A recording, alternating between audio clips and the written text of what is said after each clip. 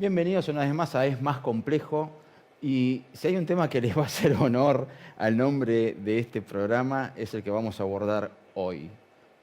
Penas, menores, cárceles.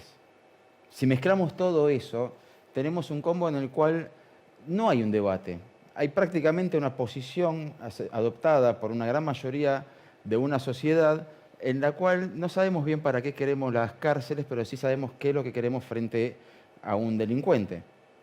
Decimos justicia y no sé si muchas veces no es en realidad venganza, porque muchas veces la justicia no va de la mano de lo que uno considera reparador para lo que le ha ocurrido como víctima.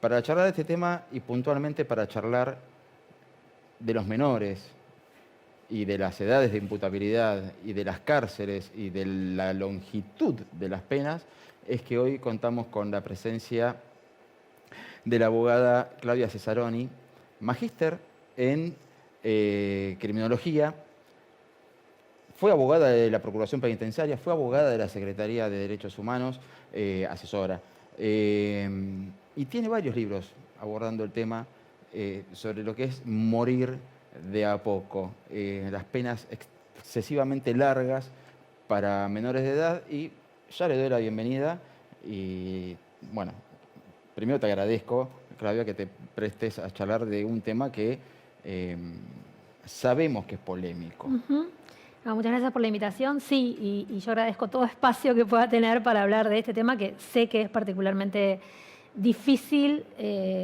no de explicar, sino por ahí a veces de entender, ¿no? Porque estamos hablando de adolescentes que cometieron delitos graves. Eso está fuera de discusión, o sea, no hablo de adolescentes inocentes, sino de adolescentes que fueron autores de delitos graves. Pero el punto para mí de discusión, o lo que trato de poner en discusión, es la respuesta punitiva que el Estado está habilitado o no a dar a esos delitos cometidos por personas menores de 18 años de edad, ¿no? Que son estos casos de los que hablo, ¿no? Bueno, partamos de una base informativa. ¿Qué es ser menor de edad para la justicia penal? Perfecto. Hay una primera distinción que es ¿qué es ser menor de edad? En Argentina tenemos una constitución que incluye la Convención sobre los Derechos del Niño, que establece que es niño toda persona menor de 18 años. Entonces ese es un primer parámetro. Todas las personas menores de 18 años son niños. Luego están los niños que cometen delitos. En nuestro país, la edad de punibilidad, es decir, la edad a partir de la cual se puede procesar a un niño y someterlo a una pena, o sea, imponerle una pena, someterlo a un proceso penal, imponerle una pena, son los 16 años. Esa edad está establecida por una ley, que es una ley de la dictadura, es una ley que está firmada por Videla. Acá hay un problema, nosotros, como vos sabés, todavía tenemos muchas leyes que fueron hechas en la dictadura. Las llamamos leyes por una convención, pero en realidad no son leyes, son artefactos jurídicos escritos por asesores de militares, y en este caso me parece particularmente, digamos, es un simbolismo muy tremendo que le apliquemos, o sea, a nuestros adolescentes los tratemos con una ley penal que lleva la firma de una persona condenada por delitos de lesa humanidad, ¿no? Pero lleva la firma de Videla. Esa ley sigue vigente desde el año 80.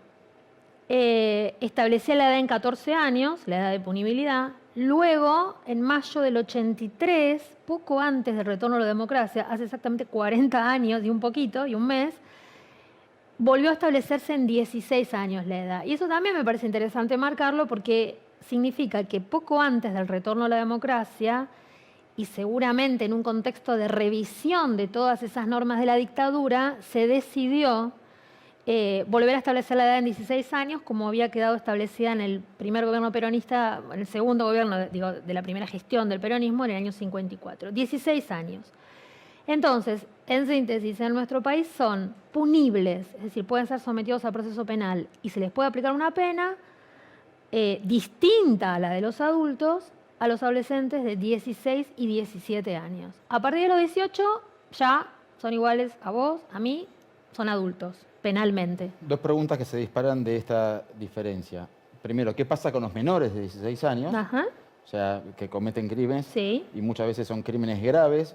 muchas veces instruidos por mayores o por gente que ejerce poder sobre ellos, y otras veces porque están libres y no sabemos si llamarle libre albedrío a algo que incluso para el consentimiento sexual no está tolerado. O sea, un menor de 13 años no puede consentir sexualmente.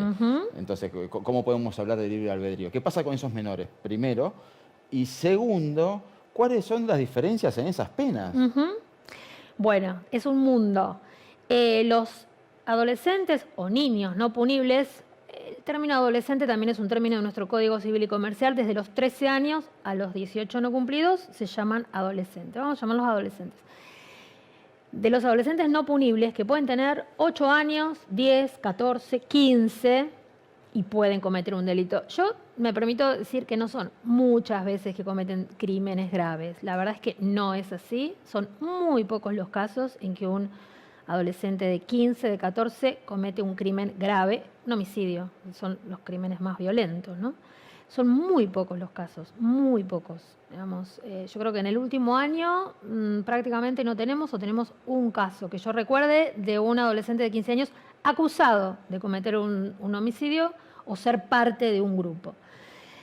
¿Qué se hace con esos chicos? Bueno, esa es un poco la piedra de toque de toda la discusión sobre la edad de punibilidad, ¿no? Porque uno de los argumentos para quienes quieren bajar la edad de punibilidad, como vos sabés, hay muchos proyectos, sobre todo en los años electorales se avivan estos proyectos, tienen que ver con esto. Bueno, ¿qué hacemos con el de 15 o 14 que comete un delito? Nuestro planteo, y digo nuestro porque yo integro también colectivos, digamos, de organizaciones que estamos en contra de la baja edad de punibilidad, y en particular el CEPOC, que es la que yo integro y fundé. Nuestro planteo es que hay que hacer cosas con esos chicos por fuera del sistema penal. Es decir, no es que no hay que hacer nada, sino que eso que hay que hacerlo por fuera del sistema penal. No lo decimos nosotros nada más, lo dice también UNICEF, que es el Organismo Internacional de Protección de la Infancia, dependiente de Naciones Unidas. Es decir, atender esos hechos que cometen esos pibes, que como vos decís, la inmensa mayoría de los casos son llevados por adultos o bien porque están en una situación de vulneración de derechos previa, ¿no? Digamos, estamos todo el tiempo recordando, y está bien hacerlo, que tenemos, por ejemplo, más de la mitad de la población menor de 18 años bajo la línea de pobreza. Sí, que cualquiera que circule por una terminal de trenes o de subte ve situaciones de adicciones en chicos que deberían estar en primer grado. En la escuela, jugando a la pelota o en un taller de música. Entonces, eso no quiere decir que solo las personas pobres cometan delitos, de ninguna manera, pero sí quiere decir que los pibes que están en situación de abandono, de desprotección, de vulneración de derechos, es muy factible, es muy probable que sean fácilmente enganchados para cometer un delito con el argumento de que no van a ir presos, porque y eso nosotros queremos que se vea como una utilización de ese pibe, ¿no? Cuando se habla, por ejemplo, de esas etiquetas que me parecen bastante peligrosas, de los soldaditos, los sicarios, ¿no? Pienso en Rosario, pienso en algunos barrios del conurbano también, pienso en algunos barrios de la ciudad también.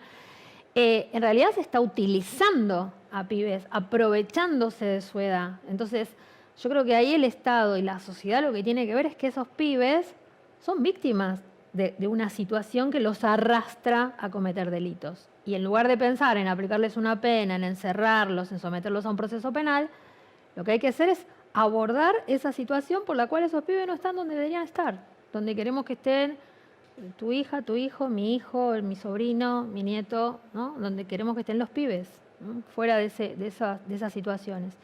La segunda pregunta, la diferencia en las penas.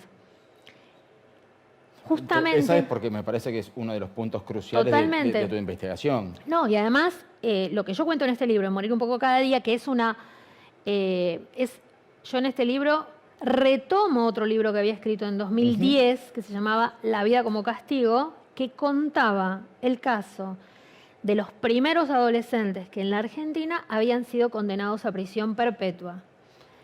Una aclaración, aquella prisión perpetua a las que fueron condenados esos adolescentes eran las de antes de 2004, es decir, antes de las llamadas reformas Bloomberg. Eran perpetuas que tenían libertad condicional a los 20 años, ¿sí? O sea, a una persona se le decía, te condeno a prisión perpetua, y salvo algunos casos que fueran reincidentes o que tuvieran alguna situación particular, esa persona sabía que a los 15 años tenía salidas transitorias y a los 20 podía tener libertad condicional. Y eso implicaba un horizonte de libertad en algún momento, que es mucho tiempo, ¿no? Pensar en 20 años, si tenés 17, 18, es tu vida entera y un poco más. Pero aún así, estas condenas fueron denunciadas justamente porque se les aplicó la misma pena que si hubieran sido adultos. Es decir, se les aplicó una pena de prisión perpetua igual que si hubieran sido adultos. Y lo que muchos dijimos, y la Corte Interamericana de Derechos Humanos en 2013 sentenció a la Argentina, condenó a la Argentina por estas condenas, lo que muchos dijimos es que es inconstitucional justamente aplicarle a un adolescente la misma pena que a un adulto y tener que esperar 20 años para que pudiera tener libertad condicional, porque las penas en el sistema internacional de derechos humanos asociados a la infancia, la pena no está prevista como para los adultos. Podemos discutir horas sobre la justificación de la pena, ¿no? Un poco hablábamos recién de... Sí, para quien no lo hay un sepa, montón de hay teorías. bibliotecas enteras Exacto. gigantescas con un montón de corrientes que justifican cómo es que vamos a privar a un ser humano de su segundo derecho humano fundamental, que es la libertad. Hay que ¿Para fundamentarlo qué? mucho. ¿Para qué? ¿Y con qué Exacto. motivo y con qué fin? Exacto. No tenemos tantas horas, No. entonces lo que podemos sí decir es que para los adolescentes el único sentido que está previsto de la pena es que les sirva para una rápida reintegración social. Es decir, lo que llamamos prevención especial positiva, si hablamos de teorías de la justificación de la pena. Ningún otro sentido tiene que tener la pena, justamente porque es una persona que está en pleno desarrollo, en plena formación. Entonces, vos no le podés aplicar el mismo castigo a un pibe de 16 años que a una persona de 30, o de 25, o de 20. En algún lugar tenés que hacer el corte. Bueno, lo haces en la mayoría de edad. Hay sistemas que incluso ese corte lo hacen después. Digamos, hay sistemas que lo hacen a los 21 años, o que diferencian hasta los 18, 18 a 21, y de ahí en adelante. En estos casos eso no se hizo. Y la Convención sobre el Derecho del Niño en ese punto es bastante clara. Hay un artículo que expresamente dice que si se aplica pena debe ser como último recurso y por el plazo más breve que proceda. En este caso eso no se hizo y se aplicó el plazo igual que un adulto. O sea, que yo puedo No fue el tener- plazo más breve, ¿no? Puedo tener a un chico de 16 años condenado a una pena de 50. Bueno, yo O sea, que va a cumplir a los 66. no le están dando en este momento... Pero desde podría que- pasar con la ley existente. podría pasar incluso con algunos proyectos que hubo en el gobierno anterior, un proyecto de Patricia Bullrich que no establecía límite para las penas y se podía llegar hasta los 50 años. Solo decía que estaban prohibidas las perpetuas. Perpetuas ya no se aplican a adolescentes después del fallo de la Corte Interamericana de 2013, pero se aplican penas muy largas. Yo soy defensora de un joven que tiene una pena de 34 años por un delito. Soy defensora en la parte de la ejecución de esa pena. ¿Y a qué edad fue detenido? A los 17, o sea, 2 vidas. O sea, se le han aplicado 34 años. O sea, sale a los 51. A los 51 cumple la condena. Exacto. Entonces, ese tipo de penas son inconstitucionales, por esto que te digo, porque violan lo que la Convención dice en cuanto... Porque quiero aclarar una cosa. Esta ley de la dictadura, aunque sea una ley de la dictadura y tiene un montón de defectos y cuestiones criticables y debería ser derogada y debería sancionarse un régimen penal para adolescentes moderno, democrático, etcétera, tiene una cosa que es muy interesante, aún así, que establece la posibilidad de absolver incluso, no importando el delito cometido. Por ejemplo, en el libro yo cuento 2 casos, pero hay más. En uno de una joven, de una adolescente de 16 años que estaba acusada por un homicidio calificado de su bebé, nacido, recién nacido. Y en otro caso, un caso muy interesante también, muy tremendo y muy interesante, de unos jóvenes que estaban jugando un partido de fútbol en la localidad de San Francisco, en Córdoba, y entre 3 o 4, mataron, hubo una pelea de un partido de fútbol y uno de los de los participantes de la pelea fue asesinado.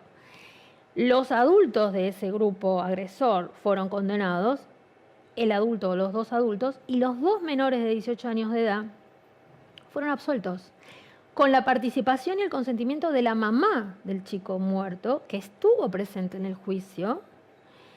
El relato que se hace en el fallo es absolutamente conmovedor, porque la madre insisto, del adolescente asesinado, eran todos del mismo barrio, se conocían, consintió en que fueran absueltos y les habló a ellos, les pidió que ellos, por supuesto, pidieron disculpas, todo fue una escena absolutamente conmovedora de lo que pasó en ese lugar. Y ella les pedía, bueno, que sean personas de bien, que ella sabía que su hijo no querría que ellos pasen la vida presos. Bueno, todo eso pasó, eso pasa también. Hay situaciones en que eso pasa.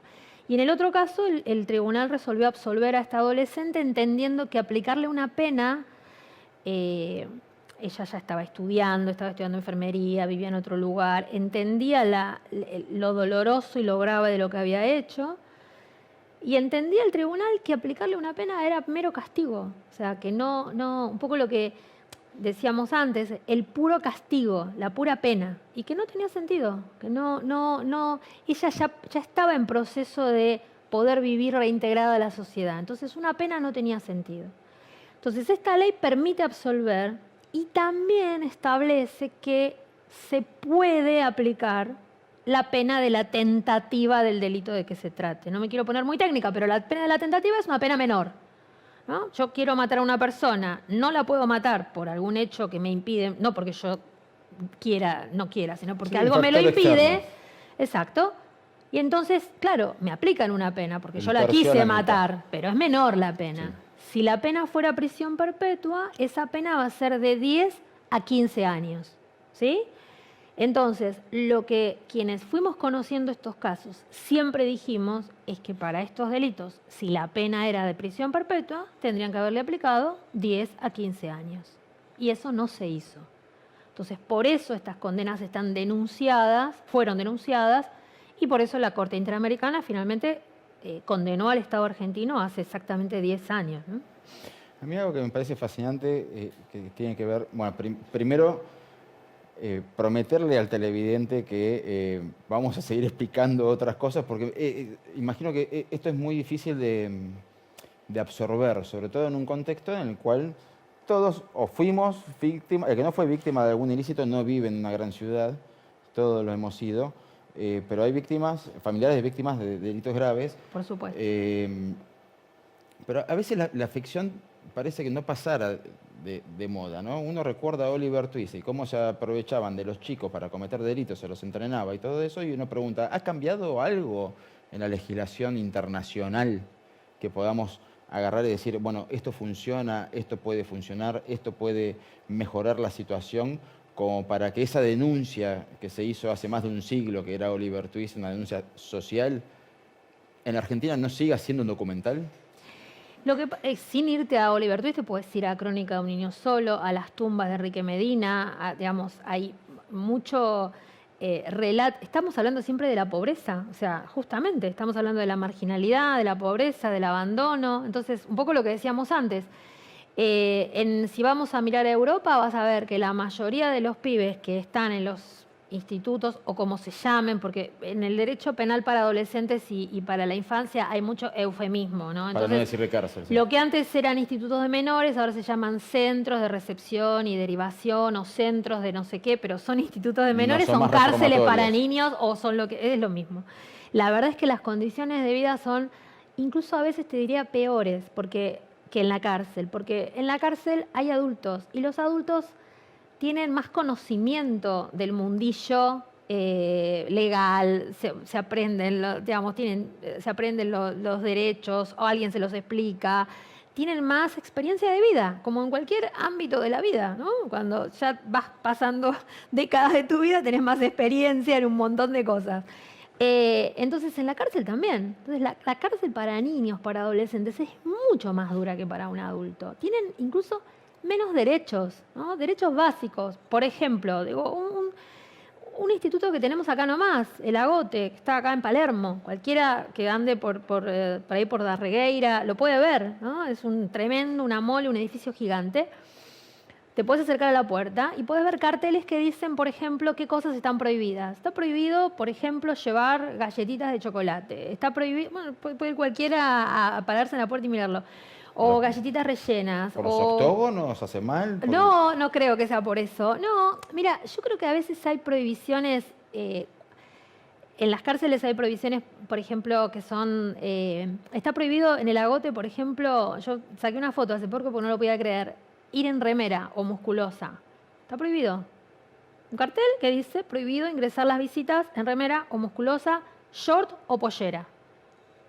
Entonces, los argumentos pueden ser cualquiera. Los argumentos suelen ser que no hay que provocar, ¿no? Como si una mujer en pleno verano con un vestido... Deseos sexuales. Claro, exacto, ¿no? Como, digamos, si ahí hubiera una especie de monstruos enjaulados a los que no hay que excitar. Pero después hay prohibiciones que yo creo que son la mera arbitrariedad, ¿no? Hay cárceles donde está prohibido llevar peras en almíbar, pero se pueden llevar duraznos en almíbar. Entonces vos decís, ¿cuál es la diferencia racional? Ninguna. Pero es que en la cárcel hay mucho de ejercicio de la pura arbitrariedad. Hay una especie de lógica de el poder, nosotros imponemos las reglas, ¿no? Y ese es un mundo un poco del no derecho, ¿no? Como si no rigiera el derecho que rige para cualquier ciudadano o ciudadana porque cometiste un delito. Y probablemente alguien que esté mirando esto diga, bueno, escúchame, yo no cometo delitos, ¿por qué ellos van a tener los mismos derechos que yo? Bueno, no es porque yo lo piense, sino porque la verdad es que está recontradicho en todos esos libros que hemos leído y en la mayoría de los regímenes democráticos que los derechos son para que... todos. No, primero que los derechos son para todos, con limitaciones. Para el que comete un delito, lo que la sociedad ha acordado es privarlo de la libertad. ¿Estamos de acuerdo? Listo, te privan de libertad. La discusión es por cuánto tiempo te van a privar de libertad. ¿Y para qué? Y con qué objeto. Y cómo ejerces el resto de los derechos. Si el único derecho del que te tienen que privar es de la libertad, bueno, entonces, ¿por qué una persona que está privada de libertad se le recorta su derecho a la salud, su derecho a la comunicación, su derecho a mantener vínculos amorosos con la persona que quiera, su derecho al trabajo, su derecho al estudio? Digamos, todo eso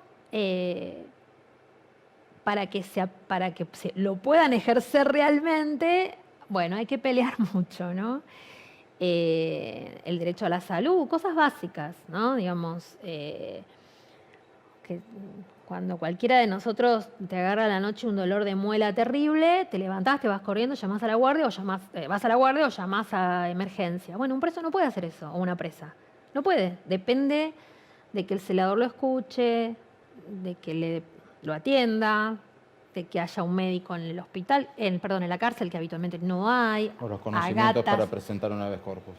Sí, pero el habeas corpus, ¿qué suele pasar con los habeas corpus que se presentan por algo que los juzgados no entienden específicamente cómo agravan? Son rechazados, se extrae testimonio, se manda al juzgado de ejecución. Y mientras tanto el dolor de muela ya te taladró el cerebro. Entonces, eso, o ver a los hijos, o poder trabajar y recibir un salario. Muchas veces se discute en redes o en los ámbitos en que uno plantea estas cosas, ya que les damos, ¿no?, este discurso con nuestros impuestos, se les da de comer y se les da un techo, a veces dicen, un techo y la reja, encima quieren, no sé, que se les pague porque trabajan. Sí, pero eso es un poco de desconocimiento, porque eso existió toda la vida. O sea, si yo, en el momento que le doy la libertad a un preso, digo yo, hablando de Estado. El Estado, sí. Le doy la libertad a una persona porque cumplió la condena o está en condiciones de salir. Tiene un ahorro previo gracias a ese trabajo que cumplió, que parte, encima la ley es clara, parte va al resarcimiento. Exacto. Y la otra parte a su resociabilización. Pero esa es la ley de ejecución nacional, la que rige en las cárceles nacionales, que son las que llaman federales. Sí. en provincias como, lamentablemente, como en la provincia, porque la verdad que en el ámbito federal cobran un salario mínimo, bueno, cobran por la cantidad de horas trabajadas. No todos, no todos. En la provincia de Buenos Aires, por ejemplo, y en la mayoría de los regímenes penitenciarios, no rige eso, cobran un peculio. Yo estuve el viernes pasado en la unidad 2 de Sierra Chica. Pregunté. Bonito lugar. Sí, tremendo. Digamos, un lugar que si uno tuviera que representar visualmente el horror carcelario, o sea, para una película aparte del siglo, de fines del siglo pasado, digamos, de comienzo del siglo pasado. Tiene más de un siglo y es la cárcel de máxima seguridad del sistema penitenciario bonaerense. Hay lugares que tenían cartelitos del año 1912, así que más o menos debe ser de ese año toda la cárcel. Bueno, yo preguntaba, ¿ustedes, algunos trabajan? Sí, alguien me decía, aprendí un oficio, una persona que hace años que estaba presa, aprendí el oficio de carpintero, y te pagan, y se ríen, dice, me pagan 56 pesos por mes. Digo, no, me estás cargando, no puede ser, o sea, no puede ser. Sí, ese es el peculio. Entonces, y en algunos otros casos lo hacen, comillas, comillas, como laborterapia. O sea, es como una especie, te ofrezco trabajar para que hagas terapia, pero eso es trabajo esclavo, acá y en la China. Porque, digamos, si es laborterapia, yo puedo hacer tejer al crochet o, qué sé yo, no sé, o pintar o, ¿no? Digamos, algo que voluntariamente uso para pasar el tiempo. Pero si lo que yo hago es un producto que tiene valor de venta y se pone en el mercado, eso es trabajo, ¿no? Y eso hay que pagarlo. Entonces, y eso es un derecho, o sea, es un derecho para una persona privada de libertad y es un derecho para quienes no estamos privados de libertad.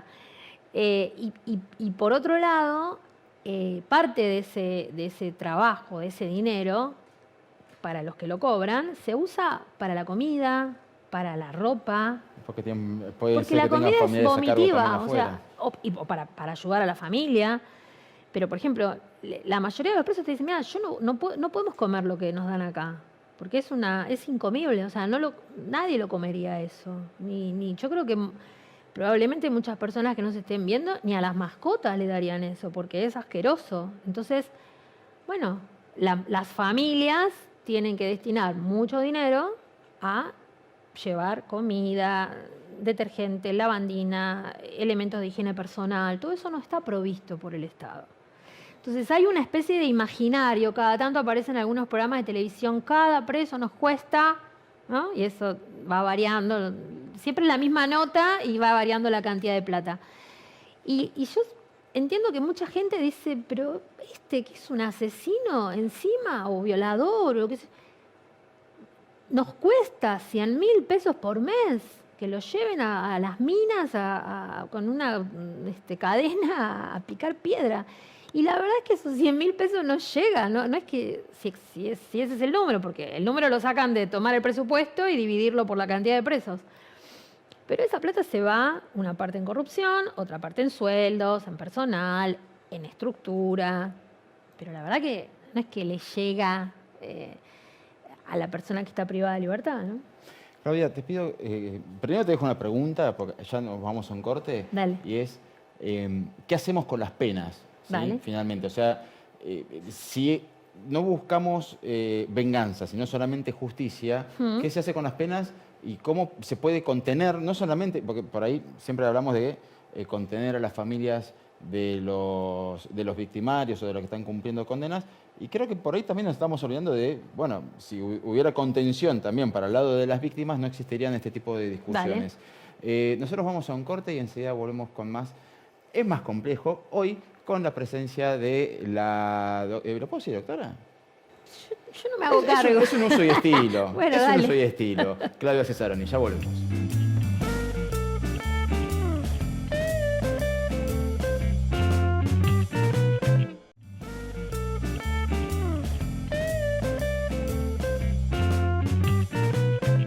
Antes del corte hablábamos de qué esperamos de las penas, ¿no? Y permitime que haga otra reseña de la ficción, pero un cuento que llevado al cine fue Sueños de Libertad, Shawshank Redemption de Stephen King.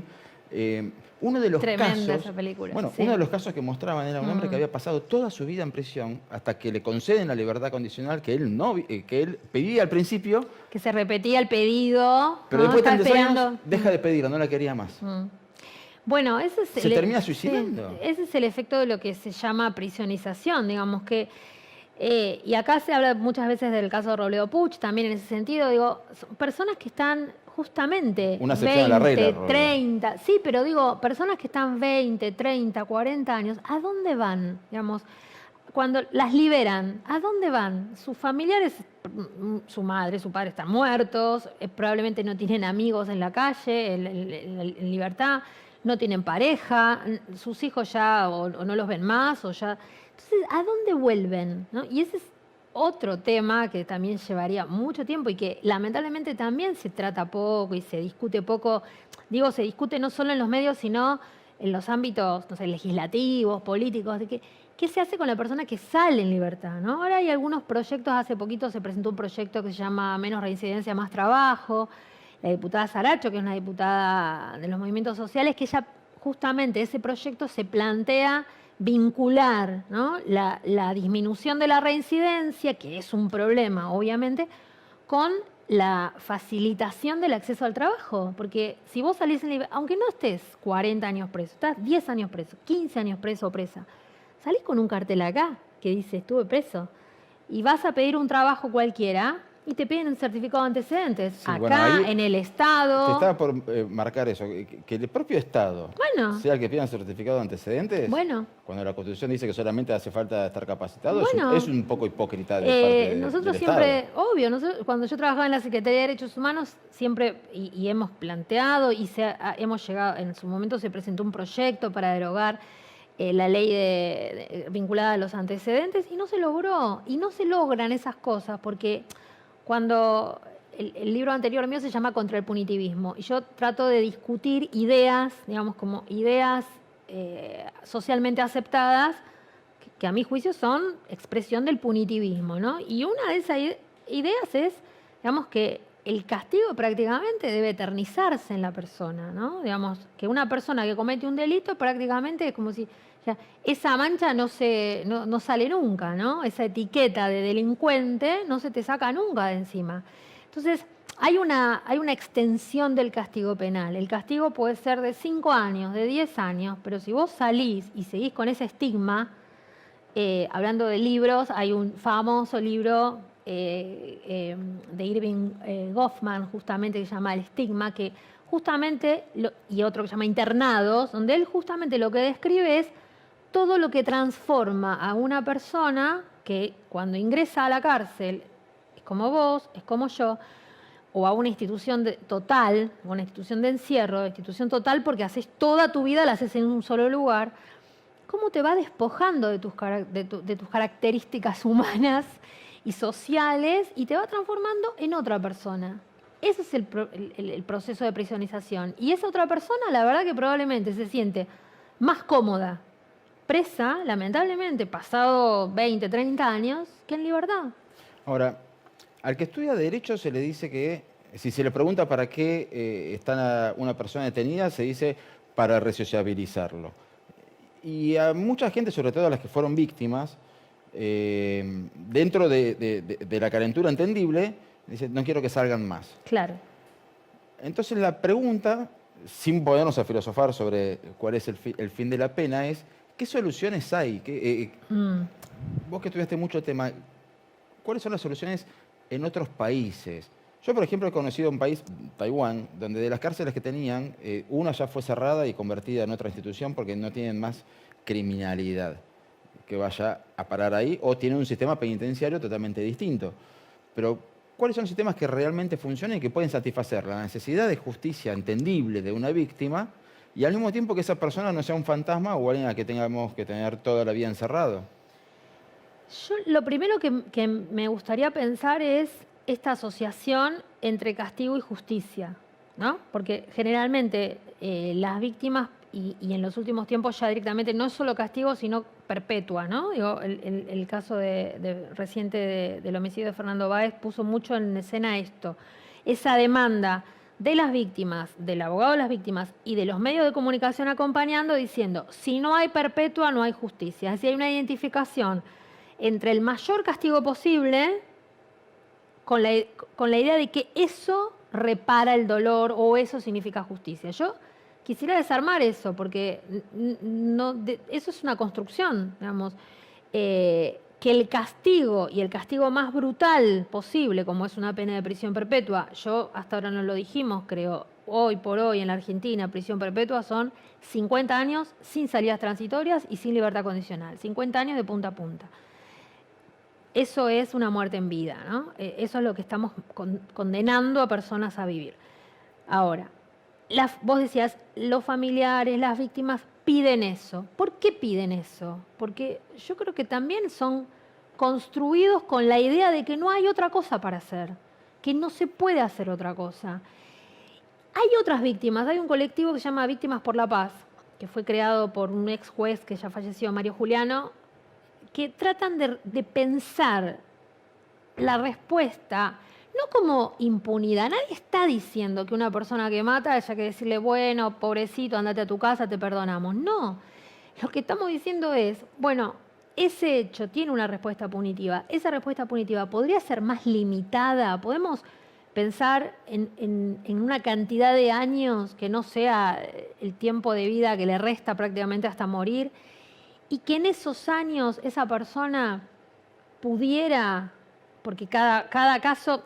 Porque otra cosa que se ha alterado en nuestro país es que nosotros teníamos, con nuestro sistema de ejecución de penas, algo que se llamaba tratamiento individualizado, que tenía que ver con entender que cada persona es absolutamente distinta a otra y que entonces en un caso el tratamiento penitenciario podía ser ayudarte a elevar tu nivel educativo, a aprender un oficio, si eras muy joven y no lo habías aprendido. Poder tener recursos para sustentarte, poder recibir un tratamiento psicológico o para tus adicciones si habías cometido un delito en el marco. Bueno. Y para otros casos no, porque no todas las personas que matan por lo mismo, ¿no? En el mismo contexto. No es lo mismo homicidio premeditado que una ocasión de robo. El que mata para robar, el que mata en un contexto de violencia de género, el que mata en una pelea en una cancha de fútbol, el que mata al vecino porque el perro le mordió a su perro. Son todas situaciones distintas.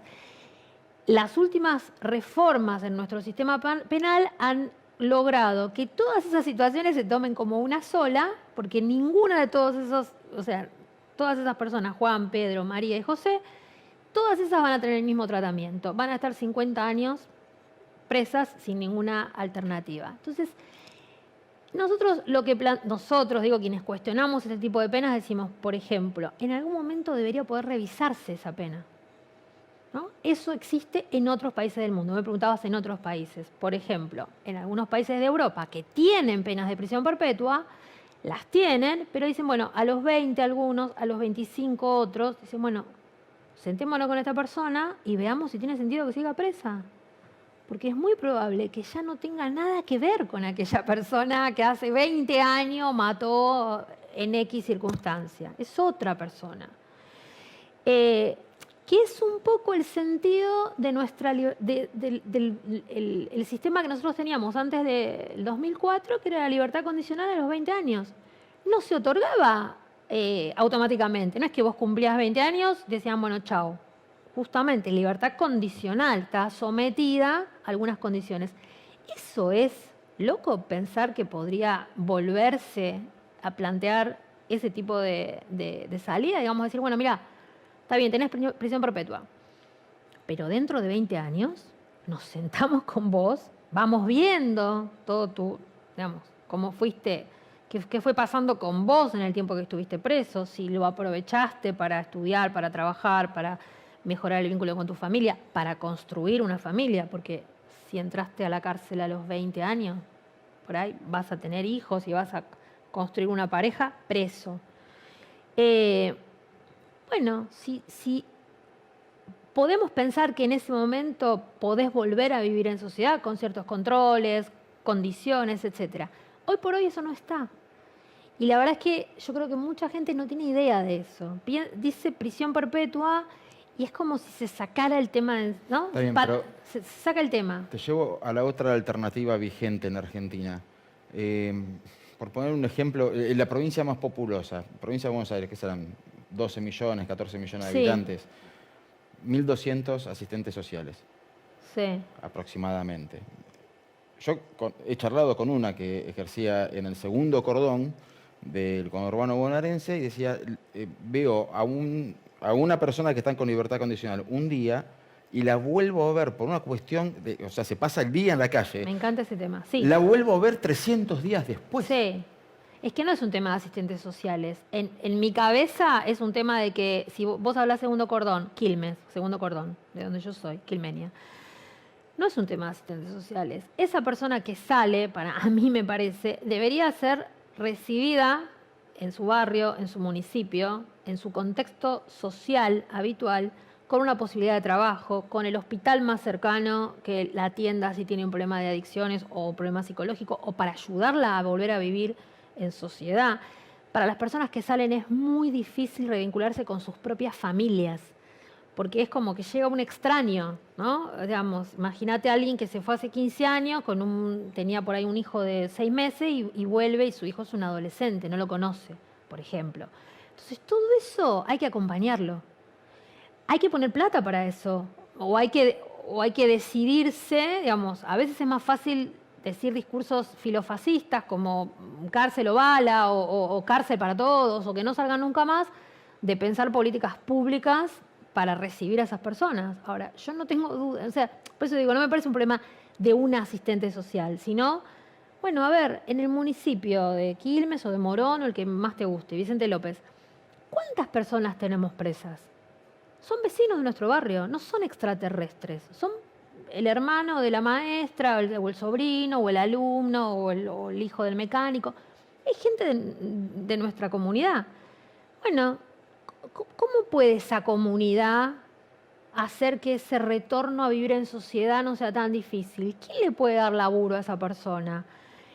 ¿Qué sindicatos podrían facilitar cursos o acompañarlos en que se desarrollen laboralmente? ¿Qué iglesia puede acompañarlos desde el punto de vista espiritual? ¿Qué sociedad de fomento puede invitarlos a que vayan una vez por semana a colaborar con la canchita para que los pibes jueguen al fútbol? No sé, a mí me parece que entendido comunitariamente y socialmente sería mucho más fácil que pensar que eso está en manos de la trabajadora social del patronato. La trabajadora social también puede intervenir, pero digo, para mí o para nosotros la respuesta tiene que ser más colectiva. Ahora, si vos construís mediáticamente y socialmente la idea de que el preso es un monstruo, y estoy pensando no solo en ciertos canales de televisión, sino en algunas producciones de ficción, ¿no? Digamos, que muestran la cárcel como una especie de rejunte de locos, monstruos e idiotas. O peor, a veces como un lugar deseable y bonito y romántico. Bueno, o romantizás, que también es un problema, ¿no? Yo repito siempre, yo no romantizo la cárcel. O sea, para mí en la cárcel hay gente horrible y hermosa como como en cualquier lugar. Acá, en la calle, en mi trabajo, en tribunales, no sé, a veces dudo de dónde peor, o en cualquier otro lado, o en la Cámara de Diputados, ¿no? Digo, hay de todo. Entonces, bueno, si la idea es que el mal está ahí, entonces, claro, se construye un poco esa noción de que cuanto más lejos el mal esté de mí, que soy una persona honesta, buena y no cometo ningún error, mejor. Yo creo que hay que desarmar eso. Y las víctimas, pues no quiero no responder eso, que me parece muy importante. Los familiares de las víctimas, también me parece que pueden ser parte de la solución y no entenderlas como un problema, si también con ellas se trabaja desde ese lugar. Miren, esta persona que le hizo un daño, nosotros entendemos, se entiende su dolor. Por supuesto, y ese dolor en un punto no hay manera, no se repara, ¿no? No se repararía ni siquiera con la muerte de esa persona, ¿no? Digo, si viviéramos en Estados Unidos, que hay pena de muerte. El famoso el daño ya está hecho. Claro, pero además el dolor del que te hizo dolor o matar a esa persona, ¿te repara el dolor? ¿Cura el dolor? Yo creo que no, la verdad que creo que no. La idea de que el castigo te repara también me parece que hay que revisarla. Insisto con esto, no discuto una cuota de castigo. El punto es que ese castigo se transforme también en algo inhumano, en algo brutal, ¿no? Y yo creo que estamos además en un país en que tenemos como vara ética madres, abuelas, hijos que jamás pidieron. Vos fíjate lo loco, los autores de esos delitos, los más brutales que un ser humano puede cometer, los delitos de lesa humanidad, reciben penas más bajas porque se les aplica el Código Penal, que estaba vigente en los años en que cometieron esos crímenes, reciben penas más bajas que una persona que hoy comete un delito común. Eso, hay un problema ahí, ¿no? Sí, lo mismo pasa con hay un problema de proporciones. Lo mismo pasa con la cantidad del dinero. O sea, si los robos se midieran por cantidad de dinero obtenido, a veces las penas por corrupción son un chiste al lado de lo que es una pena por robo. O por daño, ¿no? Uno podría pensar, endeudar a un país es infinitamente más grave que te roben la billetera, ¿no? En términos incluso del daño personal, que sobre tu vida concreta tiene ese tipo de actos. Entonces, digo, no solo en cantidad, sino en daño sobre el conjunto de personas. Pero en cuanto a las penas, a mí me parece una paradoja muy brutal, ¿no? Digamos, hay un problema y claro, lo que pasa es que desde los últimos 20 años, 2004 en adelante, e insisto, se la llama leyes Bloomberg, pero yo creo que eso le quita responsabilidad a los legisladores que la votaron. Sí. Hasta la última reforma, que también se llama Ley Petri, pero porque la presentó Petri, pero la votaron muchos otros más en 2017, hay como un círculo de reformas represivas y regresivas que han desarmado todo nuestro sistema penal y tampoco... Porque vos fíjate que también lo loco es que han hecho eso, tenemos penas de hasta 50 años, no tenemos más libertad condicional, no tenemos más salidas transitorias, y se sigue planteando que el problema prácticamente más importante, o el segundo, depende de nuestra sociedad, es la inseguridad. Entonces ahí también hay una mentira, ¿no? ¿Cuánto más vas a agravar las penas? ¿A dónde las vas a llevar? ¿Más de 50 años? Aquí, en la vida de una persona, ¿qué vas a poner? ¿100 años de pena? O sea, es evidente que el agravamiento de penas o la respuesta punitiva en este sentido no resuelve todos los problemas de violencia que tiene esta sociedad o cualquier otra sociedad, ¿no? Tengo la última, no porque quiera, o sea, yo estoy para pedir una picada y que esto siga para rato. Pero te hago la última porque ya nos estamos quedando sin tiempo. Teniendo en cuenta que la sociedad que uno conoce es la sociedad en la que nos rodeamos y que dentro de esa sociedad hay miles de sociedades. ¿Crees efectivamente la resociabilización? Esto no se hace, que es discutirle un término al entrevistado. Conmigo podés hacerlo. Esa palabra yo no la uso nunca. En realidad nuestra ley de ejecución penal habla de reinserción social, y yo cuando la explico y cuando doy una clase, que yo digo, bueno, las personas tienen derecho, es un derecho, ¿no? Es una ley que establece que las personas que están privadas de libertad tienen derecho a la reinserción social. Yo no creo digamos, es una larga discusión. Yo creo que una vez que el Estado decide encerrar a una persona, tiene la obligación de brindarle todas las herramientas a esa persona que pueda brindarle para que esa persona cumpla con su derecho a volver a vivir socialmente. A volver a vivir, porque la cárcel también es una parte de la sociedad, a volver a vivir en libertad. Entonces, eso como un derecho, como una oferta, ¿no? Como decir, bueno, esto que decíamos antes, vos... Y no porque yo no creo, la gente no comete delitos porque no terminó la primaria o porque no la terminó la secundaria, ¿no? Porque eso también es una visión distorsionada, como que la educación resuelve todo. No, simplemente, si querés, como un uso del tiempo, como un uso provechoso del tiempo. Bueno, mirá, viste como en pandemia que yo, por ejemplo, el libro anterior lo escribí en plena pandemia porque estaba encerrada y bueno...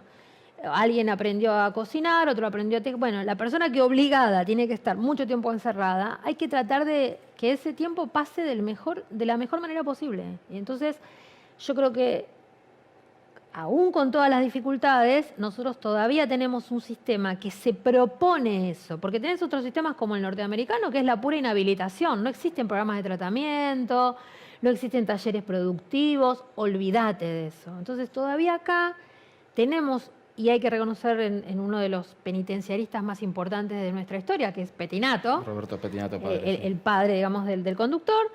que trabajó mucho en ese sentido, en la idea de pensar al hombre, le decía, bueno, porque la mayoría eran hombres, preso, privado de libertad, como un sujeto de derechos, como alguien que no perdió todos sus derechos y que tiene también el derecho a ser una persona, digámoslo, útil socialmente, ¿no? Digamos, Pero en en una el época en mejor de que los sentidos. parte de la cárcel, parte de la pena de prisión, era que participaran los presos en la vida social, en la construcción de ciudades como Rawson o Ushuaia. Bueno, en el caso de Ushuaia, él la cerró esa, porque Sí. era en realidad un centro de exterminio y era trabajo Pero en esclavo. Rawson construyeron escuelas. Bueno, por eso, pero escúchame, hoy por hoy, por ejemplo, una cosa que es bastante, a mí me resulta bastante conmovedora, el PAC Cunita, ¿no? que vuelve a repartirse, por lo menos en la provincia de Buenos Aires, la construyen, lo hacen las personas privadas de libertad. Espero que les paguen como corresponde, pero al margen de eso, digo, producir cosas bellas, útiles, necesarias, yo estoy segura que eso dignifica, como a cualquier persona la dignifica, yo entiendo el trabajo, ¿no? Un trabajo, y sobre todo un trabajo socialmente útil. Entonces, no tengo duda de que hay mucho que se podría hacer en las cárceles, pero claro, tenés que destinar recursos y además debería haber cárceles en las que hubiera menos personas presas, no más como muchos quieren. ¿Y por qué menos? Porque la verdad que las personas procesadas, no hablamos de eso, pero vos sabés bien que estamos en nuestro país, tenemos la mitad de la población penal es jurídicamente inocente, o sea, todavía no pasó por un juicio. La verdad es que no tendría que estar presa, tendría que estar en su casa esperando el juicio.